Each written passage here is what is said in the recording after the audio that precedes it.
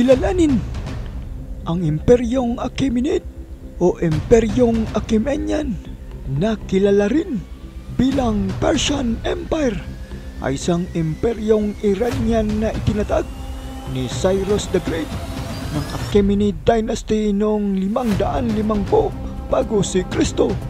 Batay sa makabagong Iran, ito ang pinakamalaking imperyo sa panahong yun sa kabuuang 5.5 milyong kilometro kwadrado.